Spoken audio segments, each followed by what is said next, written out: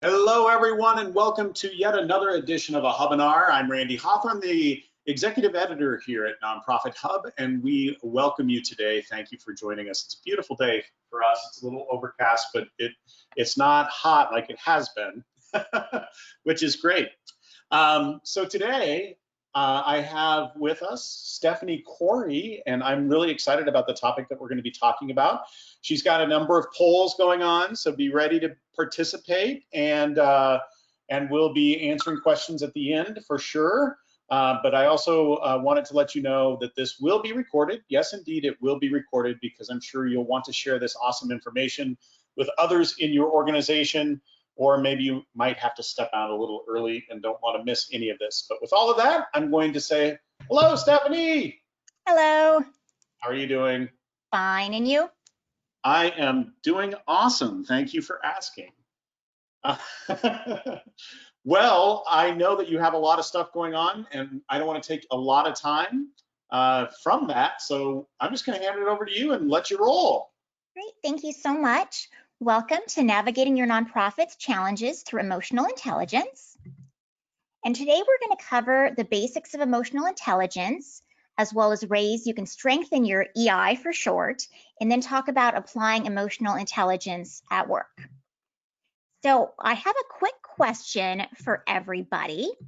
So assuming that, is everyone seeing the poll?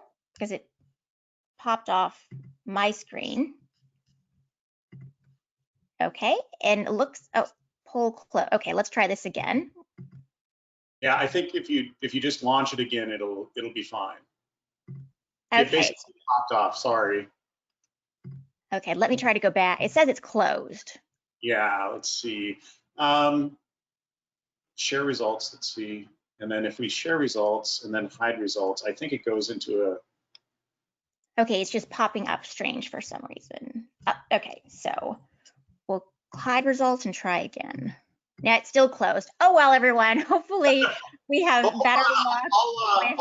I'll go in real quick. We can fix this. We can banter. You know, we were talking about awkward banter. So we'll see if I can fix this real quick. Okay. Yeah, I don't know why it popped like that. That's weird. Yeah, that is weird. The joys of a Mac sometimes. I also would have you see me, but Macs apparently don't always like to play nice with GoToWebinar. So I did dress up for everyone, though. I'm not sitting here in pajamas or anything like that. Hasn't put on a good shirt in I don't know how long.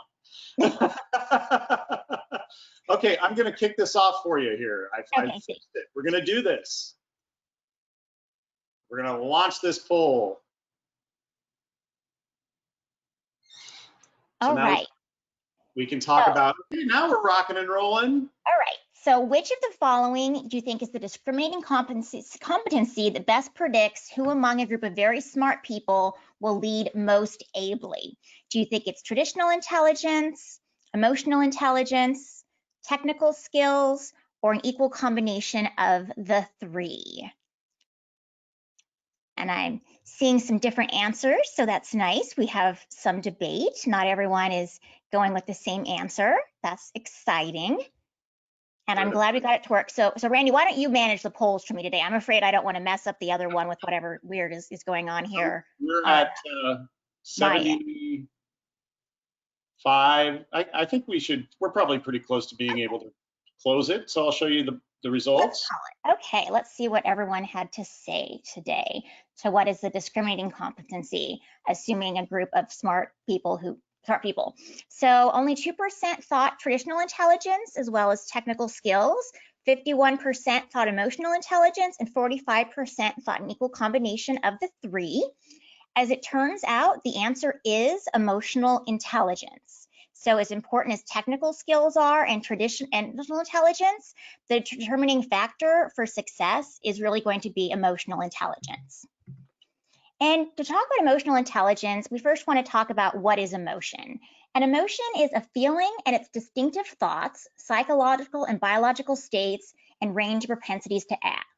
And your basic emotions: anger, sadness, fear, enjoyment, disgust, love, surprise, and shame. And emotional intelligence is the ability to perceive, use, understand, and manage emotions in oneself and others. And there are three main models of emotional intelligence. The first is developed by Bar-On, the second, Salovey and Meyer, and then Goleman. And we'll talk about all three models. So Bar-On really identified 5 characteristics: interpersonal intelligence, intrapersonal intelligence, stress management, adaptability, and general mood. So his is a little different than what Salovey and Meyer and Goleman have to say. So Salovey and Meyer say it's handling relationships. So that really entails skills in managing emotions in others.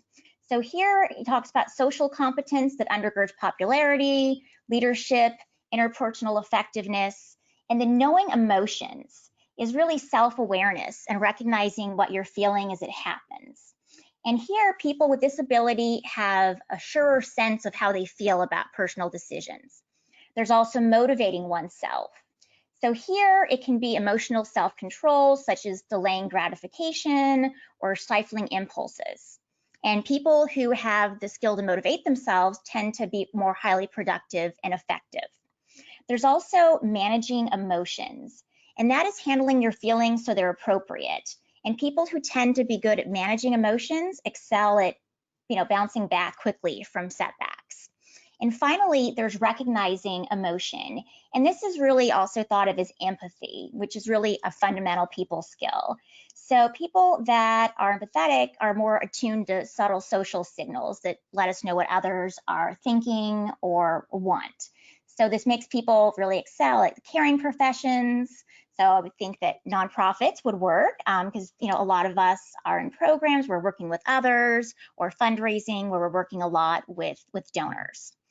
And Goleman's model, which is the one that I'll be focusing on today, has 5 elements that really are similar to Salovey and Meyer. So there's social skill, and social skill is managing relationships. And there it's characterized by effectiveness in leading change, persuasiveness, and expertise in building and leading teams. And then self-awareness, which very similar to the other model of knowing emotions.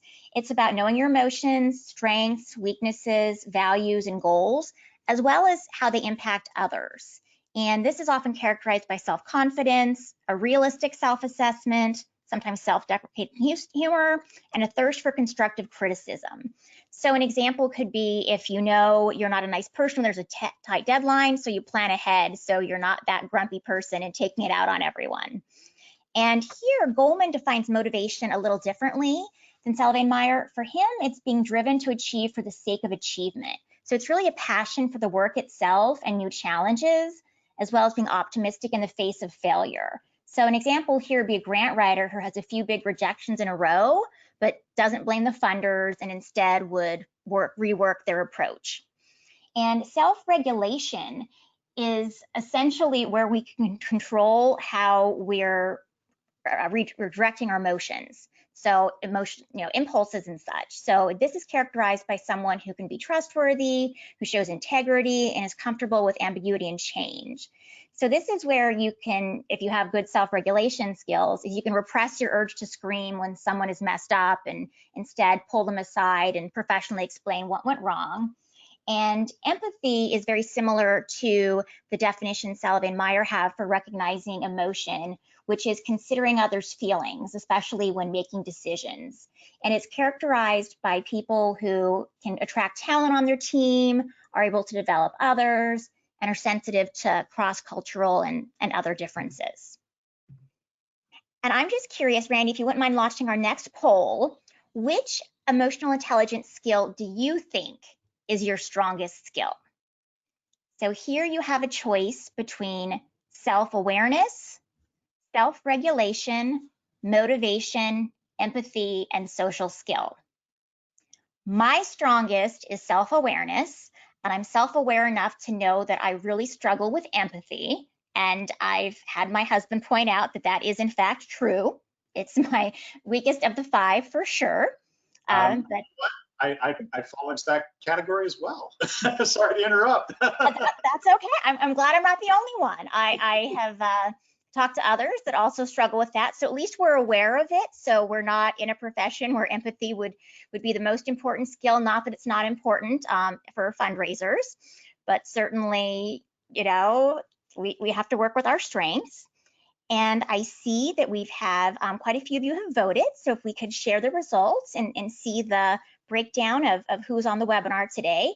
Okay, so empathy is the #1 skill, which is not surprising given that we're talking to a bunch of nonprofit professionals, followed by self-awareness, then social skill, motivation, then social skill, then self-regulation. Okay, so we know what's wrong with us, but we can't control it, is what we're saying about our self-regulation. And then what's interesting is between men and women that have high emotional intelligence characteristics, the textbook high emotional intelligence man looks different than a woman. So for a male, it would be someone who's socially poised, outgoing and cheerful, and someone who takes responsibility and has an ethical outlook and is sympathetic and caring in relationships and comfortable with themselves. And conversely, for females, Goldman says that it's someone who's assertive and expresses her feelings directly and feels positive about herself. She's outgoing and gregarious and expresses her feelings appropriately. Her social poise lets her reach out to new people, and she can be spontaneous. So that is what the experts say about that. I don't know how well you think that applies to the people you think of as emotionally intelligent, and it obviously doesn't touch on non-binary individuals. And then in terms of there are 2 researchers, Hatch and Gardner, came up with 4 different abilities that are components of what they're calling interpersonal intelligence. And these abilities build on emotional intelligence. So the first is organizing groups. So this is really an important leadership skill and involves initiating and coordinating a group's efforts, which is pretty self-explanatory. And the next is negotiating solutions. So this is someone who's a mediator. It's preventing conflict or resolving conflict that happens. And people that really are strong at negotiating tend to excel in deal making or mediating disputes. And social analysis is really about being able to have insights about people's feelings and sense what they're feeling, what their motives are, their concerns. And people that are strong here can easily build intimacy or rapport with others. And finally, personal connection is about empathy and connecting. This person is a team player, and they do well as salespeople, managers, or teachers. And I would add to that fundraisers, because it's all about relationships.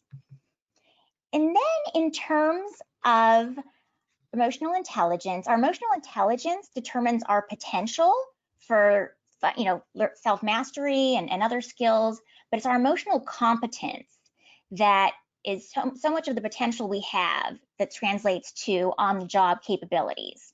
So for example, we can be empathetic, but not good at customer service. So our emotional competencies are what we can learn to build on our natural skills or to improve our deficits. And some of the emotional competencies include social coordination. And one element of this is building bonds, which is nurturing relationships. So it's when we seek out informal networks, it's building mutually beneficial relationships, building rapport, and making and maintaining relationships among our coworkers. There's also collaboration and cooperation, so working with others toward shared goals. So here it would be being able to focus on both the task and the people involved, and being able to collaborate, share plans, information, and resources, as well as promote a friendly and cooperative environment. And people with this skill are able to spot and then nurture opportunities for collaboration. Oh, there's one more. There's team capabilities. And this is where, if you've ever heard the term synergy, where the sum of the whole is greater than the sum of the parts, where synergy is able to be created as you're working toward goals your team has. So here is where someone's able to draw all members of their team into participating, preferably enthusiastically. This is the kind of person that's able to build team identity and commitment, and someone who is willing to share credit with the group. So that's the hallmark of someone who is strong in social coordination. And the next is intuition. So this is really at the heart of self-awareness, which self-awareness is a really foundational skill for emotional awareness. And that is our ability to figure out how our emotions affect our performance and the ability to use our values to guide decision making. So someone that has high self-awareness and intuition, we know what we're feeling and why we're feeling it.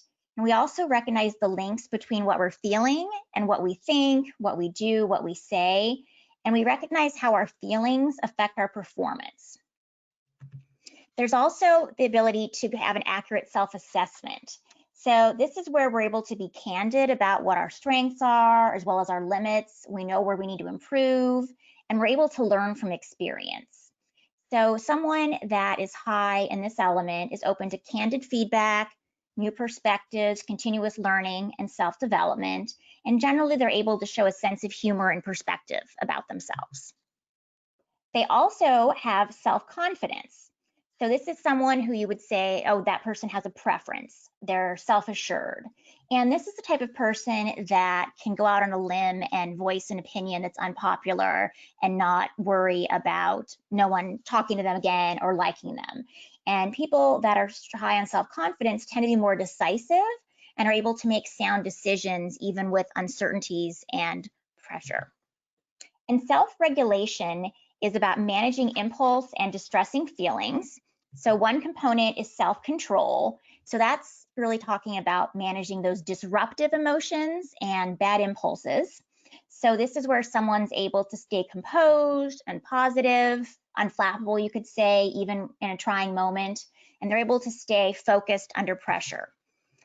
Trustworthiness also factors in. So here, the typical definition of someone who displays honesty and integrity, but this is someone who builds trust through reliability and authenticity, and someone who's able to admit their own mistakes. And then if they see someone else that engages in unethical behavior, they're willing to call the person on it.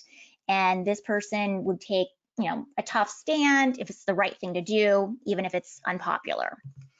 And there's conscientiousness. So this is dependability and someone who's responsible in fulfilling their obligations. So this person meets their commitments, keeps their promises, and they hold themselves accountable for doing what they say they're going to do.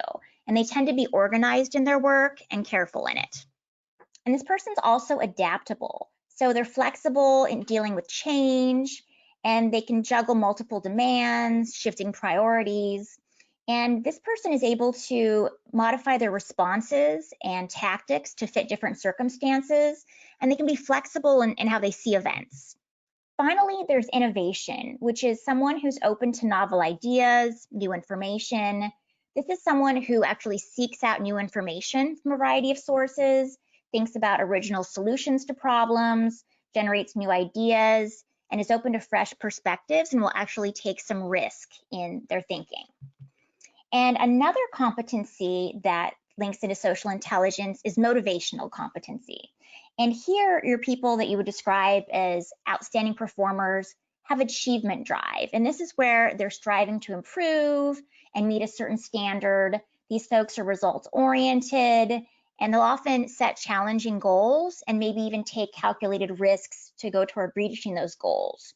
And, if there's some situation where they're uncertain, they're going to seek out information and find ways to do better. And this is someone who continually wants to improve their performance. Someone is also committed. So this is where that individual would embrace your organization's vision and goals, and they may even make sacrifices in order to better the organization. And this person tends to find a sense of purpose in the larger mission and actively seeks out opportunities to fulfill the mission. And if you think about the individuals that gravitate toward working in the nonprofit sector, this sounds a lot like all of us, I imagine. And then there's initiative and optimism. So these two competencies work together to help people, seize opportunities. And then it also talks about taking setbacks and obstacles in stride. So someone that takes initiative, they seize new opportunities. They may pursue goals beyond what someone expects of them. This is the kind of person who cuts through red tape and might even bend the rules when needed to get the job done. And in terms of the optimism component, This is someone who will keep going, working toward a goal despite setbacks, and someone that tends to operate from, a perspective of success rather than fear of failure. And here, this person sees any setbacks due to the circumstances rather than thinking, oh, it's me, I won't be able to do it, I'm not good enough. And empathy, where I can use some help. And this is really needed for all work-related social competencies, which is bad news for me, as well as those of you that it's not your strongest. So this is about understanding others and sensing what they're feeling, understanding their perspective. So here it's paying attention to emotional cues and listening well, and then showing sensitivity and trying to understand other people's perspectives. And then it's also about helping people based on those needs and feelings. And people with strong empathy also have a strong service orientation many times. So this is where someone's able to anticipate, recognize, and meet, clients' needs or donors' needs. And this is where they're going to kind of person who's going to seek ways to increase your clients or your donors' satisfaction and loyalty. And this type of person goes above and beyond, is willing to help people, and someone that can really grasp a client or donor's perspective. And empathy also entails developing others. So this is someone that senses the developmental needs other people have and really helps them grow. So it's someone who acknowledges and rewards people for their accomplishments, offers helpful feedback for other people in areas they can grow in, and then, helps provide ways for them to grow. So it's someone who acts as a mentor, gives coaching, or in the case of a supervisor, would try to give assignments that are challenging for a person to help them foster a new skill.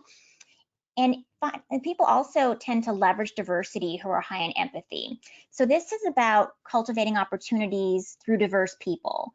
So it's about understanding different worldviews and being sensitive to group differences. And people that are good at leveraging diversity tend to see diversity as an opportunity and then can try to create opportunities where diverse people can thrive. And here, these individuals tend to challenge bias and intolerance. And finally, there's political awareness. So this is the person that can really read the situation in terms of political and social currents within an organization. They can, really read, who the key players are, whether it's by title or by behavior. They're good at detecting important social networks, and they're really good at, figuring out what's going on in an organization, sort of the unspoken rules and ways of doing things. And social skills, which are an important part of emotional intelligence that not too many of us were strong on. As we said, if we had to pick our one, this wasn't our one. So it's about, social skills are about handling other people's emotions artfully. And influence is really wielding effective tactics for persuasion. So someone with this skill is good at winning people over. And if they're going to be giving presentations, they're going to modify it to appeal to the listener. So if they're a fundraiser, they're not going to go meet with every donor and tell them the exact same thing. And this is someone who could exert indirect influence to try to build consensus and support. And communication is really about being clear and sending convincing messages. So this individual strong in communication would be effective in give and take, and they'd really be good at registering people's cues and adjusting their message appropriately based on, okay, am I boring this person? Is this person interested in learning more? And someone strong in communication tends to be straightforward when dealing with difficult issues. And this is someone who's good at listening and really wants to foster open communication and is receptive to bad news as well as to good news.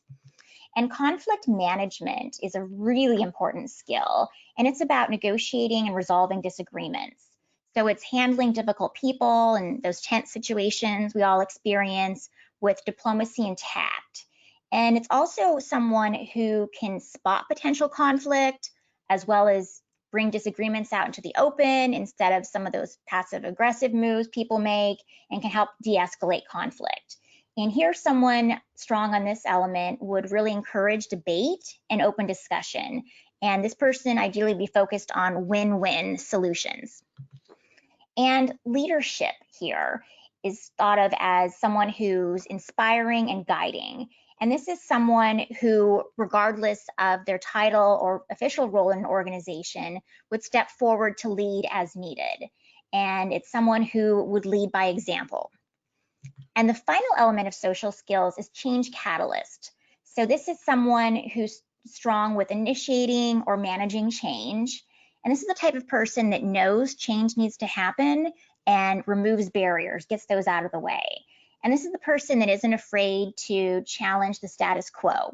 And they're someone who most likely would champion any change and then get others to join them in that pursuit.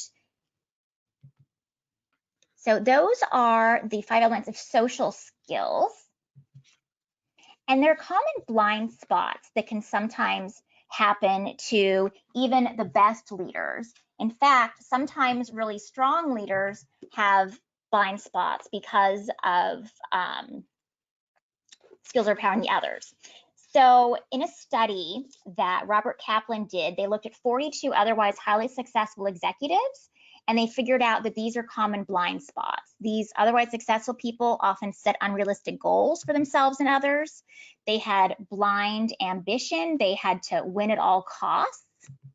And there was sometimes relentless striving where they were really, compulsively working, running on empty, and they were really susceptible to burnout. They were driving others, pushing them too hard, leading other people to burnout, micromanaging people instead of delegating. And sometimes they were power hungry. So they were into positions and power for their own interests rather than looking out for what was in the best interest of the organization. And they had an insatiable need for recognition. So this is someone that really wants the glory and sometimes would even take credit for others' efforts and blame other people for their own mistakes. These individuals needed to seem perfect. So they would reject criticism even if it was warranted, and they would blame others for their failures, and they couldn't admit their mistakes. And finally, they were preoccupied with appearances. So they wanted to look good at all costs. They were very concerned with public image. And, these were business executives, not nonprofit executives, and they were interested in the material trappings of success. So hopefully a lot of these don't apply in the nonprofit sector. I think we do attract a different type of individual, but these are just some common blind spots to be aware of as you're thinking about your strengths and your weaknesses. And another helpful element of emotional intelligence is the empathy triad. So here it consists of cognitive empathy, emotional empathy, and empathic concern. And cognitive empathy is the ability to understand someone else's perspective. So this is thinking about other people's feelings rather than feeling them directly. And then there's emotional empathy, which is the ability to actually feel what someone else does. And this is really important for someone who's mentoring someone, as well as reading group dynamics. And there's empathic concern, which is the ability to sense what someone else needs from you. So it's really closely related to emotional empathy, but it enables you to sense not just how people feel, but what they need from you. So maybe not what they're saying, but what you can tell they're trying to express they need. And group emotional intelligence also is a thing. And here it's about the small things and setting norms. And ideally, these norms really create awareness of emotions. And then you also want norms that regulate emotions. So group intelligence is only really as strong as the weakest person in that team. And here it's important for the group for people to take time away from group tasks to get to know each other. And also maybe if you're having meetings, do a check-in at the beginning to see how everyone is doing. And I've noticed that's become more common with Zoom meetings in our current times with people going through so much stress, taking a moment at the beginning of a meeting, is everyone okay? And then, if there's someone that isn't behaving as expected or in adherence to the norms that the group has set up, really figuring out what that reason is for that person. And instead of attributing it to, oh, they're just lazy, really figuring out what the reason is. And then also really being honest with teammates to tell them how you're thinking and how you're feeling. And then when it comes to decision making, it's really making sure everyone agrees with the decision. So asking quiet members who haven't spoken up what they think, and really questioning decisions that come too quickly, because most likely you haven't thought about different solutions, everyone hasn't contributed. What can be really helpful is appointing a devil's advocate, someone who will bring in a different perspective, question what you're thinking, help prevent groupthink where no one's kicked the tires and you might be going down a bad path. And it's also important for members to do a progress check sometimes during meetings. So here you might have someone who initiates a question like, oh, are we using our time effectively now? And then you also want to figure out, what tasks you're trying to accomplish. Can they be measured, and can you have objectives that you can figure out, are you on track to complete them or not? And then it's also important to talk about time to really talk about how effective the team is. So, that would be time to give feedback on, are we accomplishing our goals, or we're doing what we're supposed to?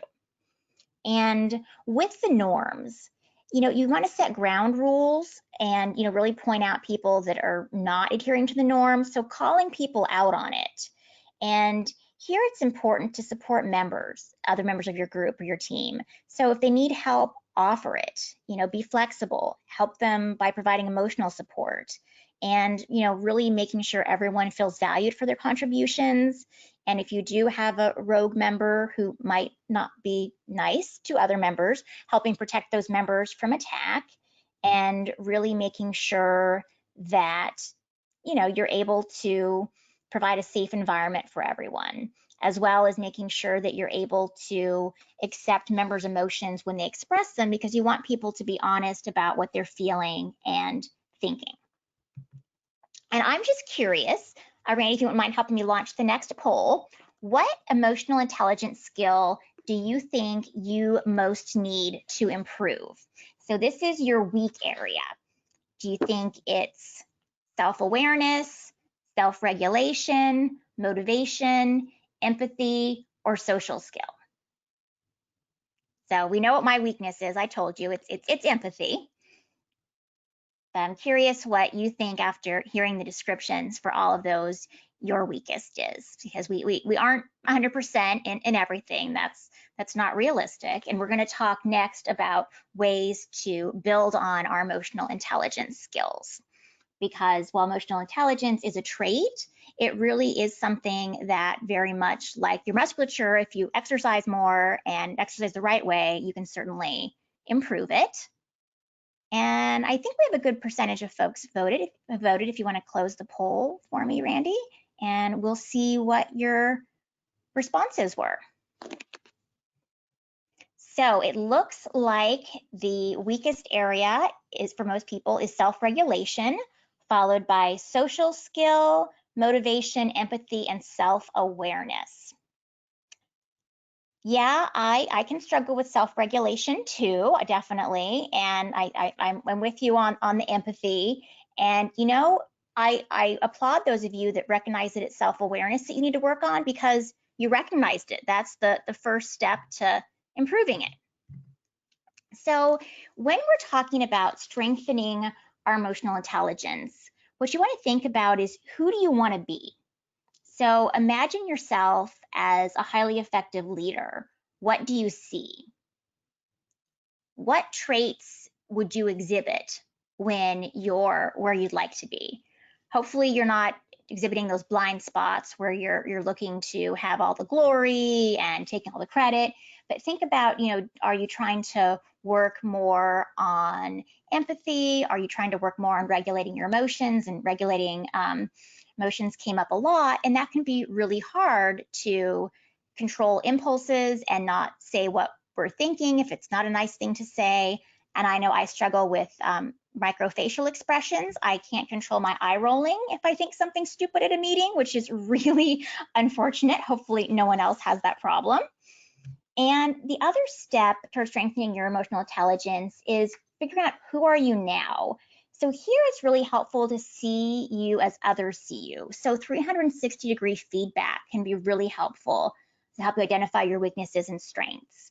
Now, this is something that you might not want to ask your boss for, but you can certainly ask for feedback from your subordinates or your peers if you're comfortable with that. Or if not, and you'd like to keep it not at work, certainly your partner would be honest with you, I'd hope. And if you ask the right friends what you think, because you can certainly give them, the definitions of the different traits and ask them where they think you rate and what you could improve on. It's also important to think about how you're going to get there in terms of improving your skills. So here you really want to come up with a plan for closing that gap between who you are now and who you want to be.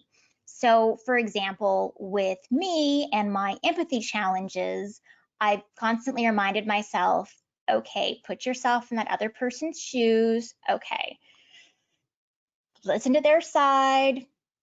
And I consciously make that effort when someone is saying things that I wouldn't normally understand or agree with. And I also have a really good friend who knows that I struggle with empathy, and when we're having conversations, she'll even call me on it and say, you know, you're not doing a good job of understanding it from their perspective. Have you ever considered? And then she'll give me a rationale for how someone else is feeling in a situation, and really getting me to think differently about, oh, okay, well, you're right. I didn't grow up in a certain environment, and no, I'm not worried about the police pulling me over for no reason. And she's very good about helping me think about how to put myself in other people's shoes. And then one of the challenges is really, you're working on these changes. How do you make them stick? So you really have to repeatedly rehearse your new behaviors until they're automatic. So that's really making that conscious effort to check in with yourself. So if maybe self-regulation is what you're struggling with, maybe when you're upset or stressed, pause and take a moment and think, okay, what is my reaction going to be? And thinking, okay, I probably shouldn't throw that stapler across the room. What are some alternatives? Maybe I can close the door and silently scream for a minute. Maybe I can take a walk around the building. And it's really important that you consciously make that effort. And if self-awareness is what you're struggling with, my suggestion there would be just checking in with yourself, or having that friend or colleague who tells you how you're behaving if you're not aware of it. Say, okay, if I'm being short with people, I'm not being empathetic, let me know. Or if you see me, not demonstrating great social skills, let me know. And you're sort of already touched on it, but think about who can help you. Identify others who can really call you on the change you want to make and can really hold you accountable. And this could certainly, again, be someone that's also trying to improve themselves. You could buddy up and help each other, or it's someone who you think is strong in the area you're in, or it could just be sometimes whoever's available to help you. And sometimes you might want someone that's close to you and really knows you. Other times you might want more of an objective opinion. And generally, people will be most open to upgrading their emotional intelligence when they receive added responsibilities at work and they realize, okay, I have to step up. I'm now a department head.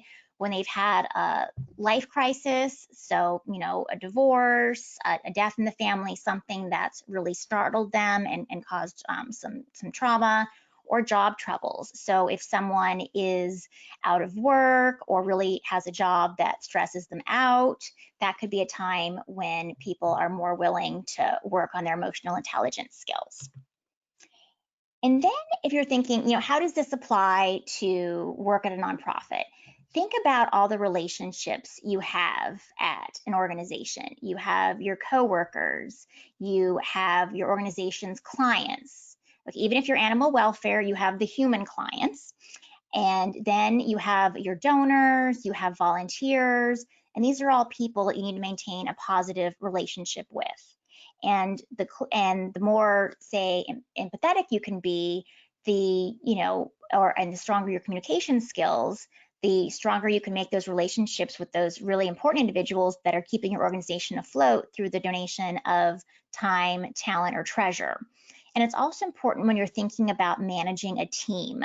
I think we've probably all, I'm assuming, or you're very lucky if you haven't, had a bad boss who made life miserable for you, and you don't want to be that person. You want to be self-aware enough to know when maybe you're stressed and you're taking it out on your team as an accidentally, or when you're expecting too much of your team, and just keeping in mind those elements of group emotional intelligence and really fostering an open environment for your team members. And I'm just curious, what types of individuals are your most challenging at work? So Randy, if you wouldn't mind launching the poll, and you can mark all that apply. So supervisor, your peers, your employees, your donors, your volunteers, who are the ones that you find the most challenging? I've definitely worked with some challenging characters.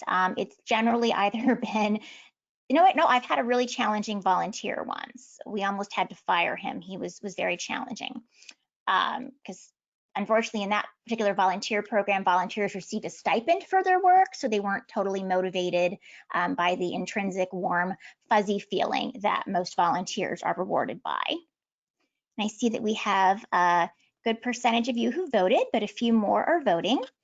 So let's see what everyone said.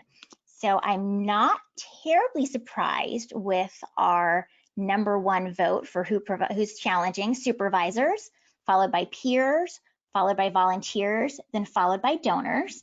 I'm glad donors aren't the most challenging. I'd be a little concerned about that, but donors certainly can be challenging.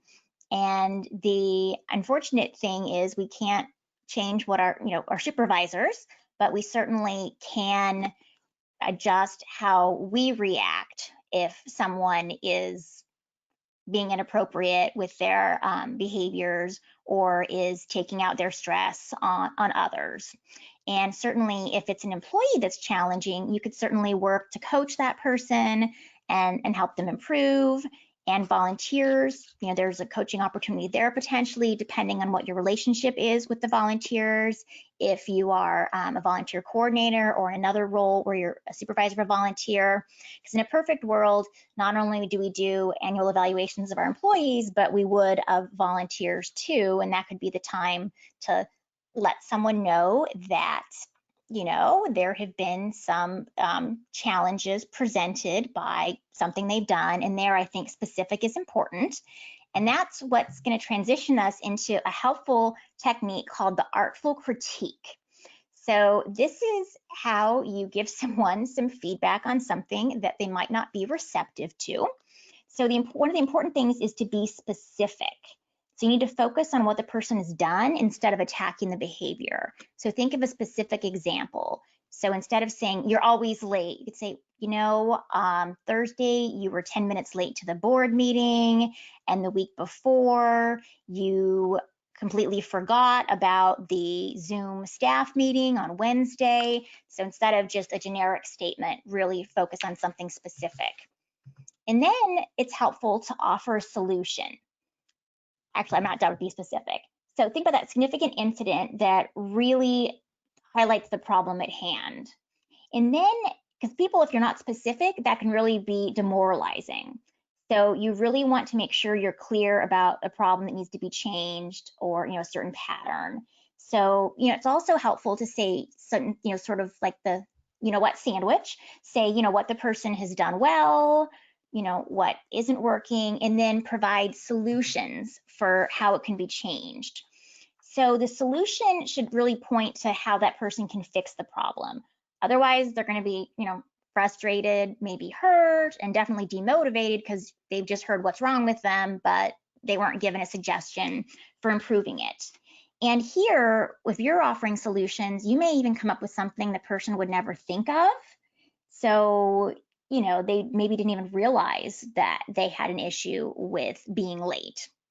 And, you came up with a wonderful suggestion that, hey, maybe you should set alerts on your phone, a half hour before an event. or, maybe you should buy a watch. And then it's important that, even if someone is aware of a problem, like they tell you, oh, I've been late my whole life, you still want to include suggestions for how to take care of a problem. And you want to be present. And this is a little hard right now with all of the social distancing, but ideally when you're giving someone this type of feedback, you want to do it face to face and in private. So certainly not in front of everyone else at a meeting or on a Zoom call. And this will really give the person you're talking to a chance to respond or ask questions and not be embarrassed. Of course, I think we've all had someone tell us, I need to talk to you, and not tell us what it's about, and our stomach sinks and we're racking our brain trying to think, oh my God, what did we do? What are we in trouble for? So my recommendation when you're scheduling this time or popping in on this person is to tell them, hey, I just wanted to talk to you about, the issue, your timeliness with, timeliness coming to meetings. So that way they know, oh, okay, it's not, there's 20 other things I could possibly be getting reprimanded for. And again, it's not a reprimand, it's a critique. And the final point is, be sensitive. This is where empathy is important. You want to be attuned to what you're saying and what the impact is and how you say it, because words matter. And you don't want to give the feedback in a way that's hurtful. So I really would recommend that if you're all fired up and super angry about something, that you wait until you're calmed down so you don't escalate things. Because if you give the feedback in a hurtful way, the person will probably get resentful or bitter or defensive, which I'm self-aware enough to know that I get defensive when someone's critiquing me, and they may distance from you.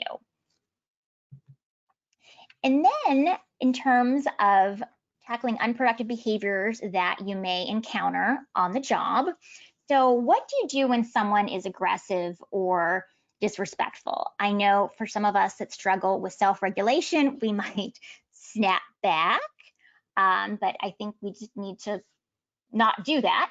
So instead, it's good to try to remain calm. And then, if someone is continually doing the verbal attack and they're not stopping to breathe, try repeating their name to get their attention. Or I work with service dogs in training, and the command when you need the dog to stop doing what it's doing and pay attention is look at me. So if I tell someone that, I'm like, oops, sorry, I just treated you like a dog, but you can say someone's name because that will get their attention and hopefully get them to be quiet for a moment. And then what you can do is really communicate your bottom line. So you can tell the person, when you're ready to talk to me with respect, I'm really happy to discuss this. I wouldn't use the words calm down, because that actually seems to escalate the situation. People are like, don't you tell me to calm down. Sort of like if someone tells you to be quiet, don't tell me to be quiet. So, when you're ready to talk to me with respect, or when you're ready to, sit down and hear what I have to say, let's discuss this. And then another unproductive behavior you probably see is when someone isn't listening. So here you want to go into the conversation prepared. You want to have your own perspectives and ideas ready. And then you could redirect that person. I was just wondering, and ask your question, could you bear with me a minute? Or what do you suppose? Because you want to acknowledge that person has valuable knowledge too, but you want to have your chance to speak. So this is when someone just doesn't want to hear your perspective, thinks that their solution to a problem is right. So it's really breaking down that wall they've put up, that their way is the right way, other opinions don't matter. And then what do you do when someone is uncommunicative? So here is dealing with that person that just sits at the meeting, is quiet, doesn't tell you what they're thinking. You don't know if they like the proposal or they hate the proposal. So here you want to give the person time to respond to their ideas and questions. I'm an extrovert, so I tend to think out loud, as many extroverts do, versus introverts tend to process internally and then speak. So if you're rushing through a meeting, you might say, okay, anyone have feedback? Okay, great, thanks, let's go, and not have time for someone who's a little more introspective. And, try open-ended questions. What are you thinking? How do you want to proceed? What do you think we should do? And here, if they're being quiet and hesitant still, you can certainly gaze at them longer than you would normally do after making a comment or asking a question, which could be a little awkward, but it makes the point that you're making them a little uncomfortable to try to get them to respond. So those are suggestions I have for some typical scenarios that you may encounter at work. And a lot of this is really about being in tune with how you're behaving and trying to perhaps change your point of view to meet others where they are, because not everyone has self-awareness or cares about being an emotionally intelligent person. So a lot of it is up to us, especially if we're leaders in an organization, to try to model emotionally intelligent behavior. And I do have some resources that I think you'll find helpful. So they're both by, well, actually, the book on the left is a Harvard Business Review book. So it has a bunch of different articles that have been published by the Harvard Business Review on emotional intelligence. So it does include Daniel Goleman and quite a few other different authors. And it's nice because it really looks at everything in the context of being at work. And then the other book, the one on the right, is a Daniel Goleman book, Working with Emotional Intelligence, and it also has a focus of emotional intelligence at the workplace. So I thought those were especially relevant books, and they certainly go into the background of emotional intelligence, so you don't have to read a separate book on it to get up to speed. So these are resources that, if you're interested in learning more, I would find very helpful. And I wanted to leave plenty of time for questions. So Randy, what questions do we have? Sorry, let me get organized here. I had it all set, and I looked away for a sec. So right now we are satisfied with questions, but we'll here we go. I knew it was gonna start And going. I know it takes a little while to type it in versus saying it out loud. Yep. What do you do if when you need someone's input on something and they don't respond? Now I'm wondering if we're thinking like an email non-response, because Yep, it is email. Email, yeah. Well, what I found helps is if you have an alternate way to communicate with that person. If in a pre-COVID world they work with you and you could walk down the hall, go up go up the stairs or what have you. But if otherwise, I would say calling that person, because I know people, yes, they got the email, although I have actually tried to send myself from different accounts email and it doesn't 100% go through, so they're not always lying to you.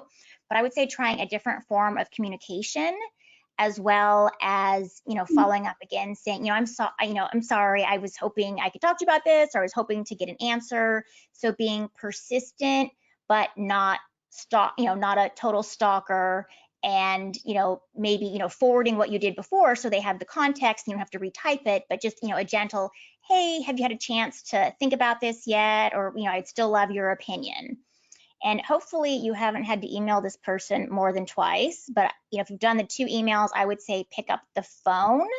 And if it takes more emails than that, because I really hate to see situations where someone sort of escalates it, like a customer service challenge, where then the person CCs the boss, I still haven't heard from you, because that certainly is something no one likes to have done, and it's probably going to ruffle that person's feathers if you're getting their boss involved.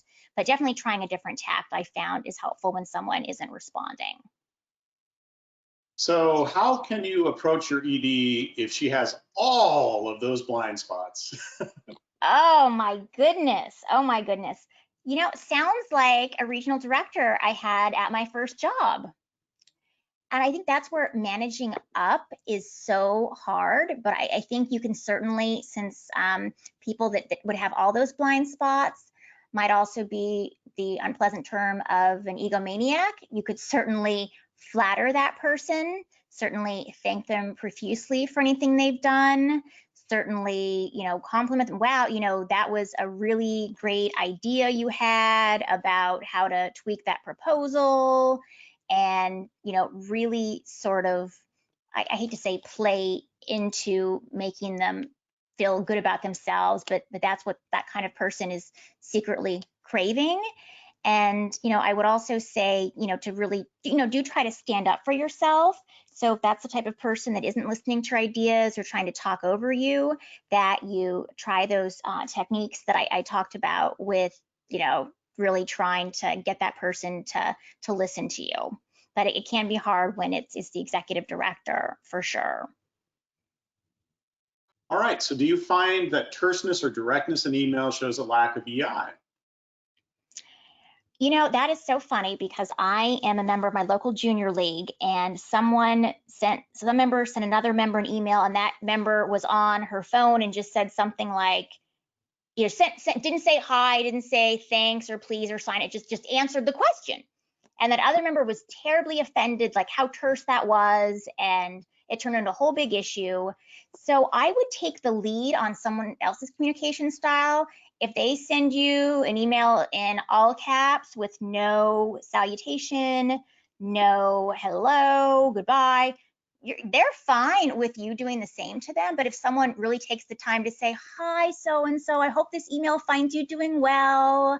I hope you can help me by answering this question. Thank you so much. Sincerely, so-and-so. You might want to not be quite as terse with them. Now, if you're being a little lazy like me sometimes, I just put thanks and then the name and then, say whatever, because it's a lot simpler than hi, so-and-so, and then sincerely, Stephanie. But it still, I find, has some level of politeness to it because you're still using that person's name. But I do generally, when I'm sending an email, I do sort of read it over to make sure that there's no way someone could misinterpret it. And if anything I have to say could possibly be misinterpreted, I definitely pick up the phone. Now, I know people don't answer the phone now. So now it is kind of a matter of, oh, hey, I'd like to talk to you about the such and such foundation grant. Do you have time, this afternoon to talk? So it's scheduling time with someone, but you certainly don't want to say something negative in an email. You certainly would not want to try to call someone on a bad behavior in an email. That would be much more appropriate, in person or over the phone, but you could certainly let them know you need to talk to them in an email. Okay, this one, gosh, I can almost picture it because I think I've been there. Any tips when your supervisor takes forever to make a point and then you repeat yourself because you don't feel heard and then they cut you off? Any tips on that? Oh, wow. That's sort of like the question, the answer, the story question sometimes you get as an instructor. That's a tough one. I think there, maybe as soon as you can after the behavior has happened, ask your boss, hey, do you have a minute to talk about something that's been, bothering me or something that I've noticed? And I would actually, maybe I'd go with bothering me because then you're putting it on you. It's not them, it's you. So I would, say, hey, sometimes I feel like such and, like this is what happens. And I just wondered, if there's any way that, is there a better way I can approach things? So put it on you for them to say, yes, I would rather see your ideas in an email, or, oh, I had no idea I'm doing that. So if you have someone that does want to be emotionally intelligent that's doing that, and you tell them that it's happening, they're actually going to thank you for bringing it to their attention and maybe even say, oh my gosh, I had no idea I was doing that. Next time I do that, can you let me know? Or can you slap me or something? Sorry. One more here we have time for, I think. Is it acceptable that a person who lacks EQ might also have unexpected emotional outbursts that seem overblown and uncontrollable? Well, I think if that person, sounds like they would lack self-regulation, but I imagine if they're happening at the workplace and they're uncontrollable, there might be something going on with that person, whether it's an insane amount of stress, maybe, I hate to say, a mental health challenge that is not properly diagnosed or being treated. I've cried at work, but it's with my office door closed. So no one knew about it until today. So I think they're, because some people just don't care. they just have no idea how they're behaving, and they really don't care either. And that's something that I've learned over the years. For example, I served on a board, and I really felt that this one woman was just really being, she was attacking people. And then it turned out when we had a conversation, she said, well, that's a board member's job to question people. I said, no, it's a board member's job to ask questions. And we realized what was going on. She misinterpreted it and thought that she was supposed to be aggressive and call people on the carpet when she had a question, instead of being polite and saying, oh, I actually had a question about the budget.